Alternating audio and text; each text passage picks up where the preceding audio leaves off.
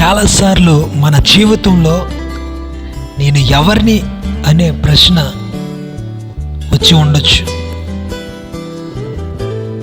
మనం చాలాసార్లు అసలు నేను ఎవరిని అనే ప్రశ్న మన హృదయాల్లో మెదిలినప్పుడు దానికి సమాధానం మన దగ్గర లేకపోవచ్చు. కానీ నీవు ఎవరు అనే ఈ యొక్క ప్రశ్నకు బైబిల్ ఏం సమాధానం ఇస్తుందంటే, దావీదు రాసినటువంటి కీర్తనలో ఒక చక్కని మాట ఉంది. నీవు నన్ను కలుగు చేసిన విధము చూడగా భయమును ఆశ్చర్యమును నాకు పుట్టుచున్నవి. అందును బట్టి నేను నీకు కృతజ్ఞతాస్తుతులు చెల్లించుచున్నాను. నీ కార్యములు ఆశ్చర్య కార్యములు, ఆ సంగతి నాకు బాగుగా తెలిసి ఉన్నది అని దావీదు కీర్తనలో చెప్తా ఉన్నాడు. అయితే దీన్ని బట్టి కనుక మనం ఆలోచన చేస్తే కనుక మనం ఎవరు అయి ఉన్నామంటే దేవుని యొక్క సృష్టి అయి ఉన్నాం.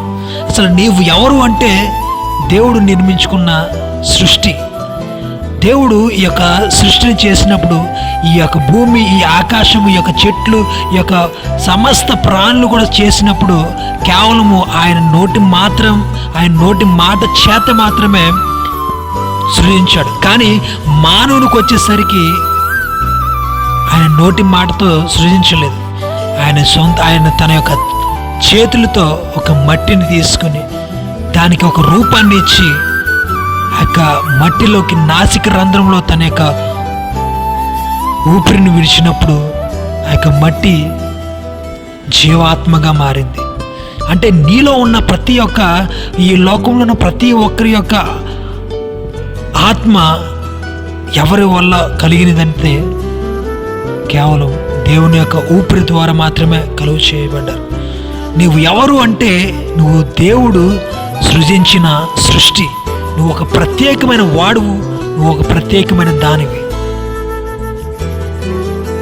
నువ్వు దేవుని యొక్క సొత్తు. మీ దేహము దేవుని వలన మీకు అనుగ్రహించబడి మీలోనున్న పరిశుద్ధాత్మకు ఆలయమై ఉన్నదని మీరు ఎరుగురా. మీరు మీ సొత్తు కారు, విలువ పెట్టి కొనబడినవారు గనుక మీ దేహంతో దేవుణ్ణి మహిమపరచుడి అని బైబిల్ చెప్తోంది. నిజమే, మన యొక్క దేహము మనది కాదు.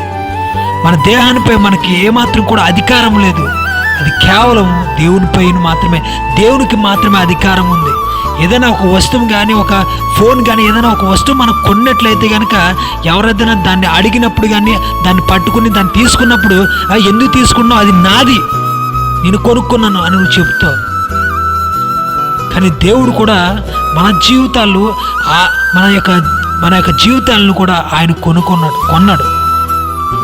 దేని ద్వారా కొన్నాడంటే తన యొక్క అమూల్యమైన రక్తం చేత మనల్ని కొనుక్కున్నాడు.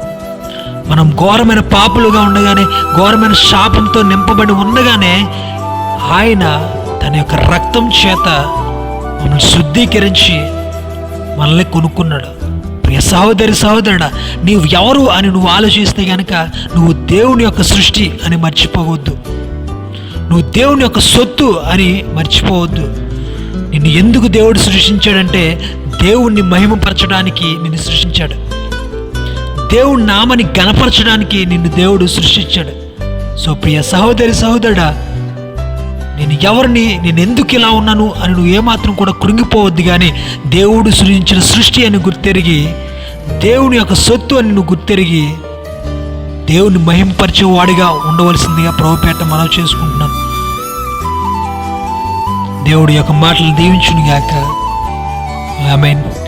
God bless you.